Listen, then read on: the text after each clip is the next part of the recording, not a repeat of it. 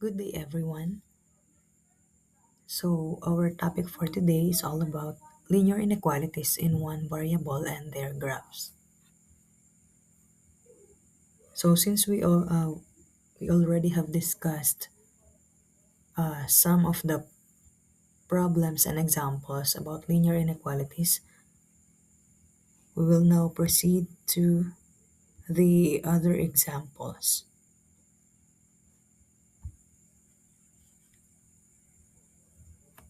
So, for number one example, we will solve for negative 2x plus 1 is greater than or equal to 21.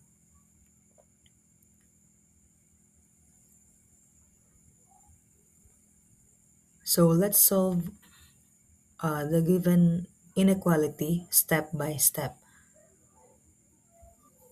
For the first step, since there is a positive 1, a constant positive 1 here, for us to be able to um, isolate negative 2x, we need to subtract 1 from both sides.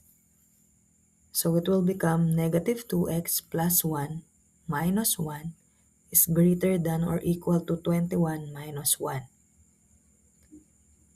So we will now cancel out positive 1 minus 1 which is equal to 0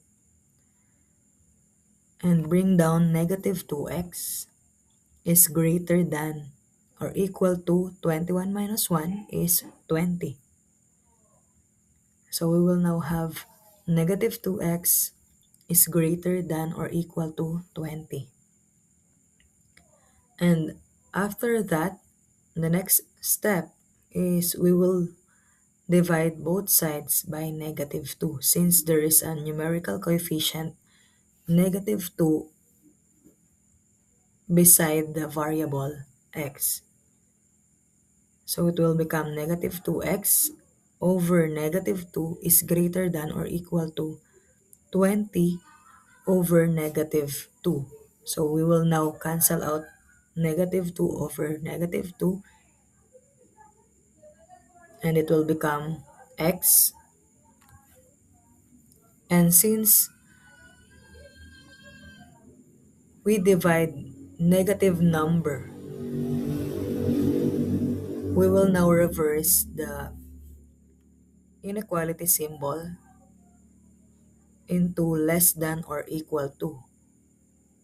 And then divide 20 over negative 2, it will become negative 10. So our inequality is x is less than or equal to negative 10. So again, class, kapag nagdi-divide tayo ng negative number or nagmumultiply tayo ng negative number, tatandaan natin na mare-reverse or mapapalitan, magiging opposite yung inequality symbol. That is why kanina, diba, before tayo mag-divide ng negative 2, our inequality symbol is greater than or equal to. And since after that, after we divide negative 2, both sides by the inequality, nag-change na yung ating inequality symbol into less than or equal to. And then, dinivide lang natin yung 20 divided by negative 2, it will become negative 10. So, paano natin siya i-graph? Paano tayo mag-graph ng ating linear inequality? So, yan. Ito yung note na sinasabi ko kanina na kapag nag-divide tayo both sides ng negative number or nag-multiply tayo sa inequality, yung direction ng inequality sign ay mare-reverse or magiging opposite yung kanyang inequality symbol na gagamitin. Kasi nga, nag-divide or nag-multiply tayo ng negative number dun sa expression. So, since ang ating inequality symbol ay less than or equal to, no, negative 10, so x is less than or equal to negative 10, yun yung ating inequality kanina.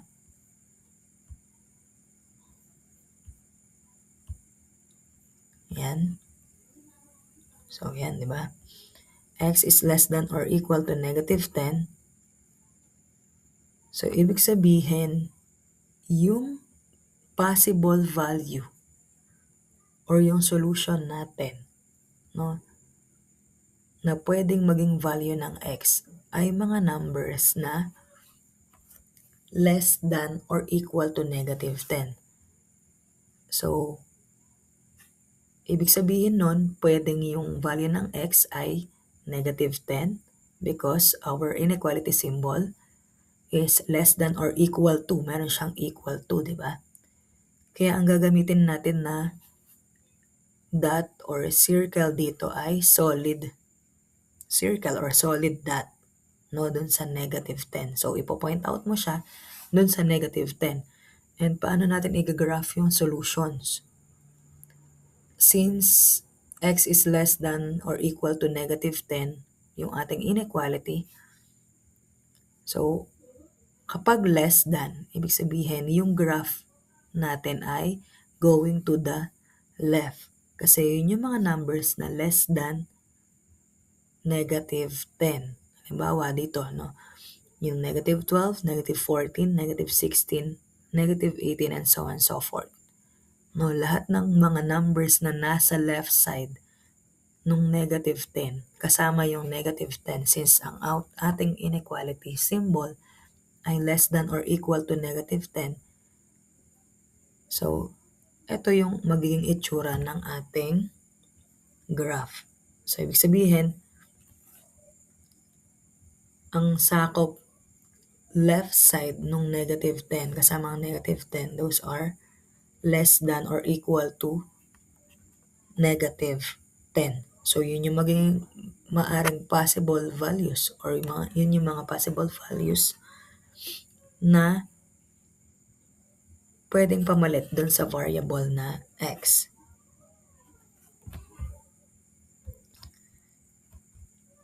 Okay, for number 2 example, our given inequality is 2x minus 8 is less than 14.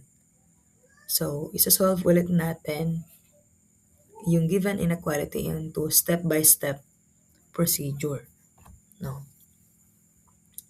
So, our given is 2x minus 8 is less than 14. So, ang unang gagawin is we will add 8 to both sides of the inequality. Bakit? Kasi ang constant natin ay negative 8. So, para makancel yun, no, at matira na lang yung 2x sa left side, kaya tayo mag-a-add ng positive 8 sa left and also sa right side ng ating inequality or ating expression. So, ika-cancel out na natin because yung negative 8 and positive 8 because negative 8 plus positive 8 is 0, di ba? So, we will now bring down 2x, then less than 14 plus 8 is 22. Kaya naging 2x less than 22 yung ating inequality. And hindi pa dyan nagtatapos because there is a positive 2 numerical coefficient beside the variable x. So, to cancel the positive 2 or the numerical coefficient positive 2, we will divide both sides by positive 2. So, yun yung magiging susunod na step natin. So, we will divide both sides by positive 2. So, that will become 2x over 2 is less than 22 over 2. So, cancel natin yung 2 over 2. X na lang ang matitira. Less than 22 divided by 2 is positive 11. So, our given expression or inequality will become x is less than 11. So, pwede kayang maging value ng x ay 11? So, class, hindi siya pwedeng maging 11 yung value ng x. Bakit? Because the inequality symbol is less than. So, ibig sabihin nun, yung mga value or mga possible values ng variable x ay mga number less than 11 or mas mababa dapat sa 11. So, ibig sabihin, hindi kasama yung positive 11 sa ating solution. So, pwede siyang maging 10, 9, 8, 7, 6, 5, 4, 3, 2, 1, 0 or mga negative numbers. So, ibig sabihin, hindi lalampas sa 11 or hindi rin pwedeng maging equal sa 11 yung ating yung magiging value ng variable x. Kasi ang ating inequality symbol again is less than. Okay, so now, we will now proceed to the graph of our example number 2, which is 2x minus 8 is less than 14. So, ang ating inequality na na-solve kanina is x is less than 11, di ba? So, hahanapin or magdodraw tayo ng number line. So, dapat nandoon may papakita natin sa graph yung mga solutions nung nakuha natin na inequality x, which is x is less than 11. So, in here, we will use open dot. Bakit? Hindi kagaya nung unang example. Because ang ating inequality symbol ay less than. So, tatandaan ninyo class na kapag less than or greater than yung inequality symbol na ginamit, we will use open dot. That indicates kasi na 11, no? So, nakatapat siya sa 11, no? In between 10 and 12. So, that is positive 11. So, ibig sabihin nun, kaya siya open dot, ibig sabihin, positive 11 is not a solution of the given inequality. And going to the left pa rin yung ating graph because the inequality symbol is less than. So, lahat ng mga nasa left side nung positive 11, yun yung mga solutions dun sa given inequality na 2x minus 8 is less than 14. Okay, sana lahat tayo ay nakakasunod. So, for example, number 3, 4x minus 4 is greater than 12. So, this time, greater than yung ating inequality symbol. So, again, let's solve the inequality step by step, no? So, again, tatandaan natin yung unang procedure na gagawin is we need to isolate the variable x or in our example, yung 4x. So, paano natin siya ma-isolate? Kailangan nating makancel yung negative 4 na nakatabi ng 4x. So, for us to be able to cancel the negative 4, we need to add positive 4. We need to add 4 to both sides of the given inequality. So, it will become 4x minus 4 plus 4 is greater than 12 plus 4. So, nagdagdag tayo ng 4 sa left and also dun sa right. So, kung ilan yung dinagdag mo sa left or kung ilan yung binawas mo, if it is negative, ganun din yung gagawin mo dun sa right side. So, tatandaan nyo lagi yon class. So, next, after adding 4 to both sides of the inequality, pwede na nating i-cancel yung negative 4 plus 4 because negative 4 plus 4 is 0. So we will bring down 4x. Then, greater than. So 12, and we will solve 12 plus 4 is 16. So it will become 4x is greater than 16. So hindi pa rin siya mag-e-end doon. Since there is a numerical coefficient positive 4 beside the variable x, we need to isolate variable x, di ba? So dapat wala siyang kasama. So kailangan natin ma-cancel out yung positive 4 na kasama ng x para malaman natin kung ano yung mga magiging possible solutions ng ating given inequality. So, to cancel positive 4 beside the variable x rather, we need to divide both sides by 4. So, it will become 4x over 4 is greater than 16 over 4. So, cancel natin yung 4 over 4. It will become x is greater than 16 divided by 4 is positive 4. So it will become x is greater than 4. So yung magiging itsura ng graph niyan, since ang ating inequality symbol ay greater than, again, tatandaan natin na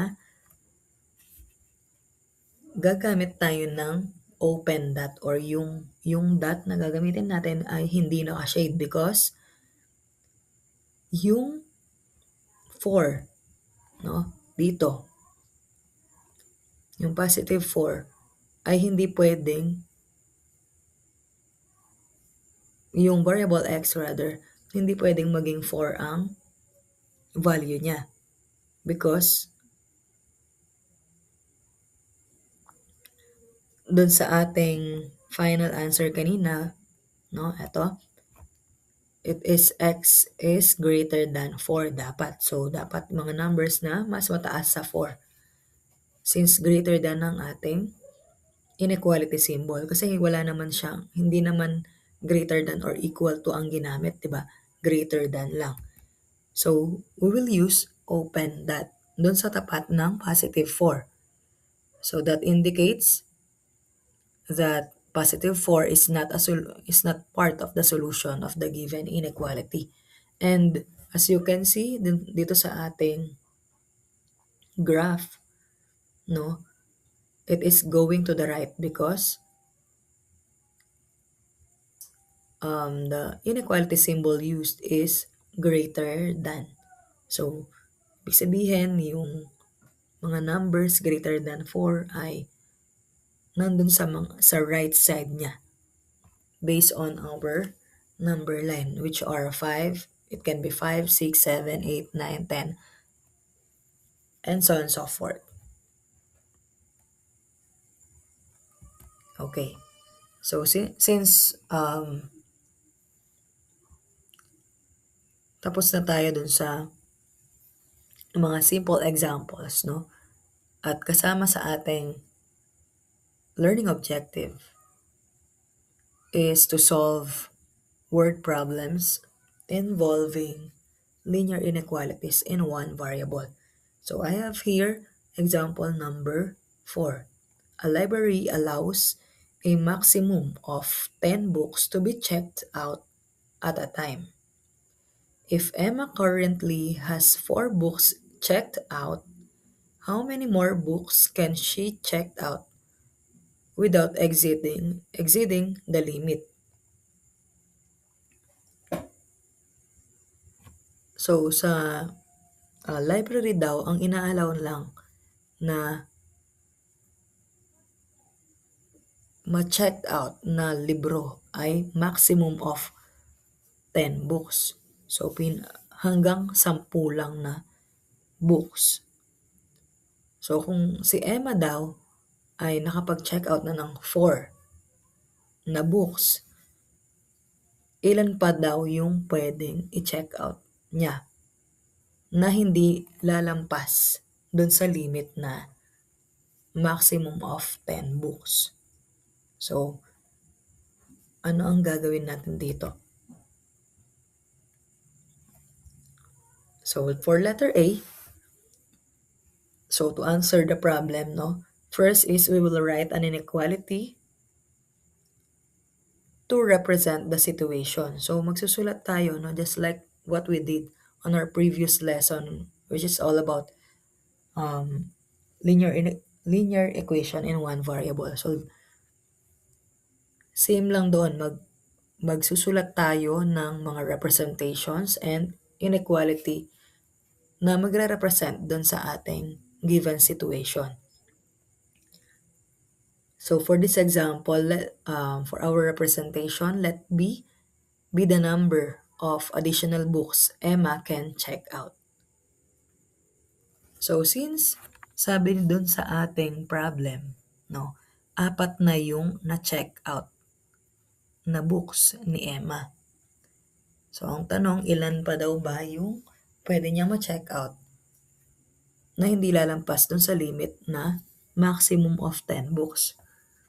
So B, yun, kaya mag-a-add tayo ng B dun sa 4. Since 4 na yung books na na-check out niya, magdadagdag tayo ng B which represents yung additional na books na pwedeng i-check out ni Emma. And that B is less than or equal to. Bakit less than or equal to? Yung ginamit na inequality symbol. Less than or equal to 10. Bakit? Kasi sabi niya doon sa problem, di ba? Ilan daw, no, yung pwedeng pang ma-check out ni Emma na hindi daw lalampas doon sa limit na 10. Yan. Kaya less than, no? Maaring mas mababa sa 10 or hanggang dun, pwedeng eksaktong 10 yung kanyang ma-check out. So that's why our inequality representation is 4 plus B, which is the number of additional books, is less than or equal to 10. So, ang susunod na gagawin natin, no, we will solve the inequality and answer the question. So, since merong constant, di ba, na positive 4 dito, magsasubtract tayo ng 4 both sides. No? So, para makancel natin yung positive 4. Because 4 minus 4 is 0. And then, variable B na lang ang matitira is less than or equal to, since nag-subtract tayo ng 4 sa left side, magsasubtract din tayo or magma-minus din tayo ng 4 dun sa right side. So, 10, magiging 10 minus 4. So, it is equal to 6. That is why ang ating inequality na ngayon ay B is less than or equal to 6. So, pwede bang maging value ng B ay 6? Positive 6? Yes, because based on the inequality symbol, meron siyang equal to, di ba? So, ibig sabihin, hindi lang less than 6 yung pwedeng maging solutions or value ng B. Pwede rin maging equal sa 6. It can be 6, 5, 4, 3, 2, 1, and negative numbers. So, ibig sabihin, ang sagot natin dito is 6 books or Emma can check out up to 6 more books hanggang 6. Maaring kulang sa 6 hanggang pero hindi lalampas sa 6 kasi ang maximum lang ay 10 books yung pwede niyang i-check out. So, for the graph naman, since ang inequality symbol na ginamit ay less than or equal to, no, closed circle or closed dot, no, solid dot yung ating gagamitin for graphing. Na dapat nakatapat siya dun sa positive 6. And then going to the left kasi bakit? No, less than. Less than. So, yung mga numbers less than 6 ay nandun sa left side ng positive 6. And so, solid or closed circle yung gagamitin, solid dot, because one of the solution of or possible value of b is also equal to 6. Kaya closed circle or solid dot ang gagamitin natin sa graph. Okay. For number 5 example, no? To graduate, a student must complete at least 40 hours of community service. If the student has already completed 25 hours, how many more hours are needed to meet the requirement? So, para daw makagraduate, no, yung isang estudyante, kailangan niya makakumpleto ng at least 40 hours na community service. Kung yung isang estudyante daw ay nakakumpleto na ng 25 hours, ilang oras pa yung kailangan para ma-meet niya yung requirement na 40 hours. So, ayun yung ating problem.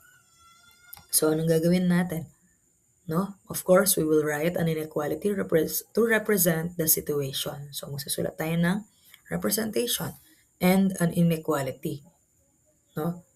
So, in here, we can use variable age. So, let age be the number of additional hours needed. So, yung age, yun yung pwedeng, or any letter from the alphabet naman, ay pwedeng maging variable na gagamitin natin for representation. So, ano yung ibig sabihin ng age? Yun yung additional hours na kailangan. Yun yung number of additional hours na kailangan. So, since naka-25 na, di ba? Yung isang estudyante, naka-25 hours na siya for community service. Ilan pa daw ba yung idadagdag? Or yung kailangan? No? Sabi niya, at least 40 hours kasi, di ba? So, ilan pa yung kailangan para ma-meet niya yung requirement na 40 hours? So, magdadagdag tayo, no? So, it will become 25 plus age. And that age is, it must be greater than or equal to 40. No? So, bakit? Kasi dapat at least 40. So, hanggang 40 hours. No? Kaya, age is greater than or equal to 40. At least, from the word at least, pwedeng mas mababa sa 40 o kaya naman hanggang 40. No? Hindi lalampas doon sa 40. Kaya meron siyang equal to na inequality symbol. So, kaya ginamit natin yung greater than or equal to na inequality symbol. No? So, ibig sabihin yung magiging value ng age or additional hours na kailangan ay mas mataas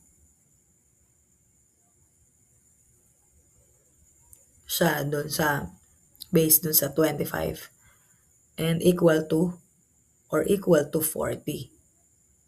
No, hindi dapat lalampas ng 40. So, that is our inequality. And then, after that, no, so since meron na tayong given inequality, no, kailangan natin ma-isolate yung variable age. So, para ma-isolate yon, kailangan matanggal yung positive 25 dun sa left side. So, to cancel positive 25, we will need to subtract 25 from both sides of the inequality. So, it will become um, age, no? Yung variable age natin, bring down natin yon because 25 minus 25 is 0 na siya.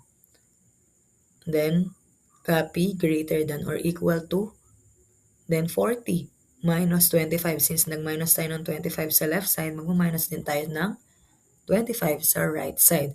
So, 40 minus 25 is 15.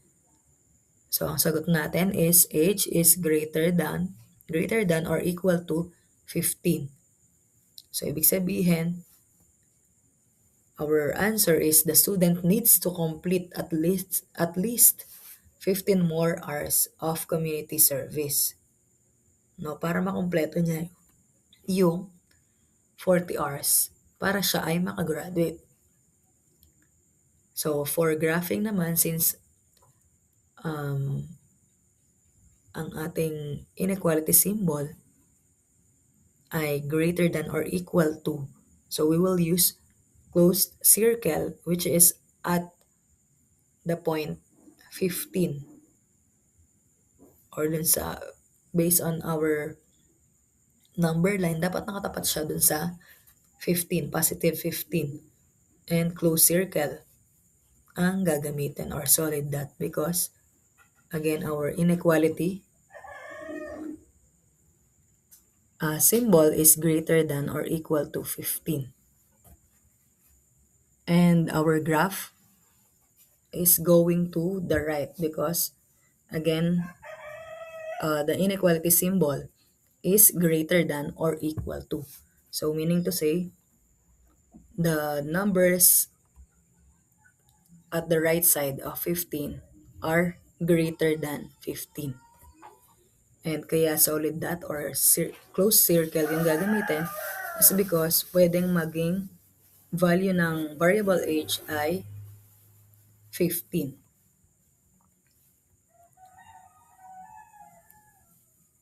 Okay, next example tayo. So for example number 6, no, a diet plan requires consuming no more than 2,000 calories per day.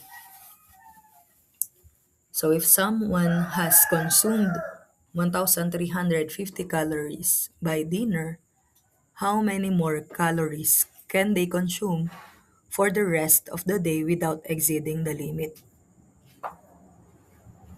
So sa isang diet plan daw, ang require o kailangang i-consume lang ay hindi lalampas sa 2,000 calories per day. So kung yung taong nagda-diet na yon ay nakakonsume na siya ng 1,350 calories, no, by dinner, ilang calories pa yung pwede niyang i-consume para sa buong araw na dapat hindi siya mag-exceed or hindi siya lalampas doon sa limit na 2,000 calories per day. So for us to be able to answer this problem, no, we will write an inequality to represent the situation. So that is for our letter A. So in this example, we will use variable C, which indicates the number of additional calories that can be consumed. So since, di ba, based on our problem,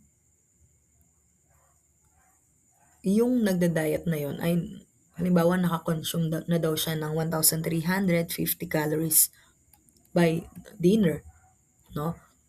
Kaya isusulat natin yon for our inequality representation, 1,350 calories plus kung ilang calories pa, no? That is for letter C, yung pwedeng idagdag. And since dapat hindi daw siya mag-exceed dun sa limit na 2,000, no, ibig sabihin, ang gagamitin natin na inequality symbol ay less than. No, yung additional calories na pwede pang i-consume ay less than or mas mababa or equal to 2,000 kasi nga hindi pwedeng mag-exceed sa 2,000 calories per day yung based dun sa diet plan. Okay, so since meron na tayong inequality representation, which is 1,350 plus C is less than or equal to 2,000, we can now solve the inequality and answer the question.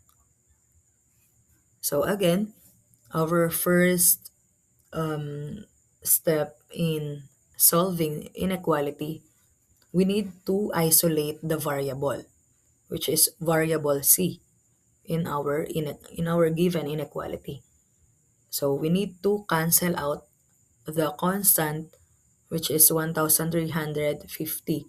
So para ma-cancel out natin yun or para ma-isolate din natin yung variable C, we need to subtract 1,350 from both sides of the given inequality. So magma-minus tayo ng 1,350 sa left and also sa right side ng ating inequality. So maka-cancel out na natin yung 1,350. And ang matitira na lang sa left side is variable C. And then copy the inequality symbol, which is less than or equal to. Then we will subtract 2,000 to 1,350 and it will become or it is equal to 650. That is why our inequality or answer is C is less than or equal to 650.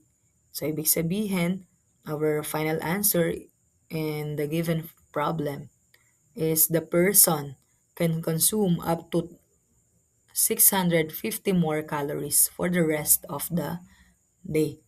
So ang pwedeng i-consume na lang niya na calories is 650 na lang. So hanggang 650 calories na lang yung pwedeng i-consume ng taong nagda-diet na yon for the rest of the day since naka 1,350 calories na siya by the dinner. So for our graph, no, since the inequality symbol used is less than or equal to, we will use closed circle or solid dot, no, which indicates that variable C can also be equal to 650. Kasi yun na yung maximum na pwedeng i-consume nung taong nagda-diet. So, itatapat natin siya, no, yung closed circle or solid dot nun sa 650 based on our number line. And then we will, the graph will be from 650 to the left. No? Bakit to the left? Because again, our inequality symbol is less than or equal to. So meron siyang less than, 'di ba? Kaya to the left yung ating graph. So sana marami tayong natutunan at tatandaan natin yung mga kung paano natin ma-solve yung linear inequalities in one variable and also on how to graph the linear inequalities. So for your activity class, no, you will answer the following exercises, no, on a one whole sheet of paper.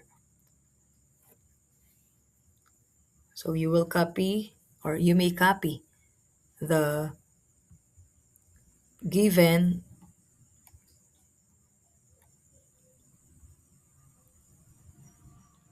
yan for the first activity.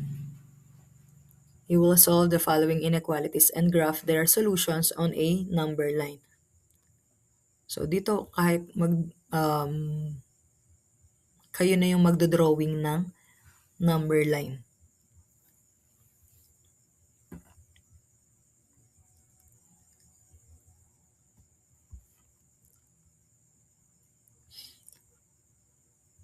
So yan yung ating activity and eto pa yung kasunod. No, there are also 3 problems here that you need to answer. And then you will submit, or you may submit the activities on Monday. So I expect na masasagutan nyo lahat yung mga activities natin.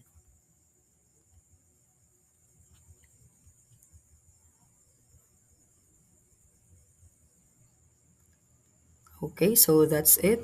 So I hope you learn a lot on our lesson, which is all about solving linear inequalities in one variable.